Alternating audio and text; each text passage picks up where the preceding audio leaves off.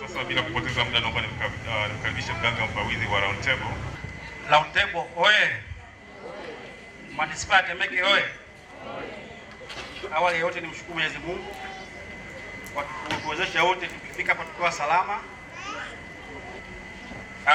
Ni heshima sana kwetu kubwa kwa jamii ya Round Table kupata fursa hii ya kuwa waanzilishi au kwamba malauncha wa hii programu yetu ambayo ilikuwa test ni kama miezi mitatu iliyopita, si ndio?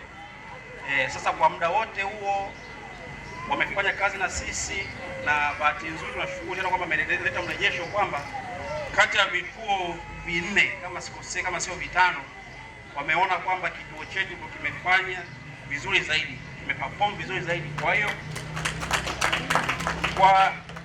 kwa kurudisha fadhila wakasema kwamba ni vizuri zaidi kwamba wakaja launch program hii katika kituo chetu.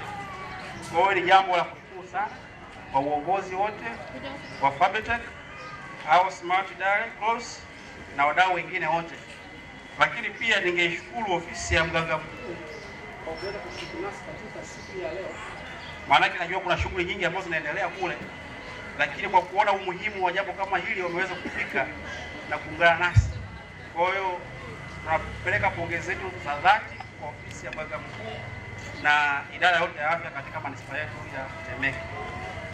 Lakini mbali na hilo, napenda kushukuru wale wawakilishi wa vituo vingine vya afya jirani ambao wamealikwa na kuweza kufika hapa hivi.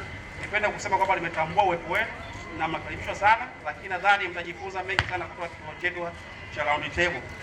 Mbali na ufunguzi tu wa launch hii program, lakini kuna vitu vingine mtajifunza na tutapeana share experience ya vitu mbalimbali. Kwa hiyo mnakaribishwa sana. Tukiongelea kuhusu tatizo la udumavu ambao kwa zamani tunasema kwamba ni utapiamlo, lakini sasa hivi tunasema kwamba ni utapiamlo sana, maana yake imeshapungua. Sasa hivi ni udumavu.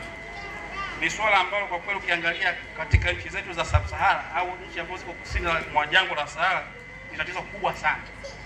Na tunapoongelea udumavu tunamaanisha kwamba ni kukosekana kwa lishe. Kuna kukosekana kwa lishe, lakini ukawa na chakula, lakini ukawa na afya duni. Sasa kinachosababisha hii yote hapa ni mambo mengi ambayo yanaweza kusababisha kitu kama hiki. Lakini kupitia programu hii nadhani akina mama nyinyi mashuhuda mmeweza kushiriki na kuangalia ni jinsi gani hii program inaweza kukusaidia wewe mwenyewe kujifanyia assessment, kama sio ya tathmini, uko nyumbani kule kuangalia kwamba mwanangu anaendelea vipi na kuwa vipi, na chakula chompa je kinampa nini. Unaona? Kwa hiyo nashukuru sana kwa wataalamu waliobuni program, kwa kuwa itasaidia kuweza kuondoa katika hali ambayo ya chini zaidi kwenda hali ya juu zaidi. Inaonekana inaonyesha ni jinsi gani ambapo tunakimbizana teknolojia, tuko nyuma. Kwa hiyo hongereni sana wadau, tunaendelea kutumia teknolojia yetu kama tunavyoipata. Asanteni sana kwa hilo. Lakini pia ukiangalia takwimu zinaonyesha kwamba kwa kila watoto watatu mmoja ana udumavu. Na tunapoongelea udumavu, kuna udumavu wa mwili na udumavu wa kiakili pia. Kile chakula ambacho tunachompa mtoto, ile lishe au ule mlo kamili unaopa mtoto kwa kipindi ikiwa mdogo zaidi, hicho ndio kinafanya determination ya maisha yake kwa baadaye. Unapoanza kupa chakula mtoto kilicho bora zaidi kwa sasa hivi, unamjengea mazingira ya kwamba hata kwa baadaye usiingie gharama sana.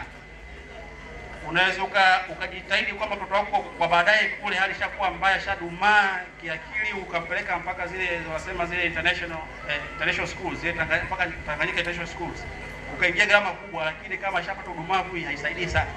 Kwa hiyo msingi na malezi mazuri zaidi yanaanzia pale mtoto unapoanza kupa chakula kizuri zaidi, kwamba ndani ya miaka miwili apate mlo ulio kamili, apate nishati ambayo inafaa zaidi. Hiyo itamsaidia zaidi katika ukuaji wake wa akili.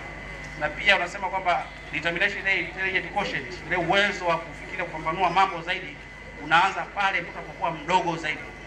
Lakini siku tunarudi nyuma zaidi kwamba unaanza pale unapojiandaa kushika mimba, ndio unapoandalia mtoto wako kuwa na akili za baadaye.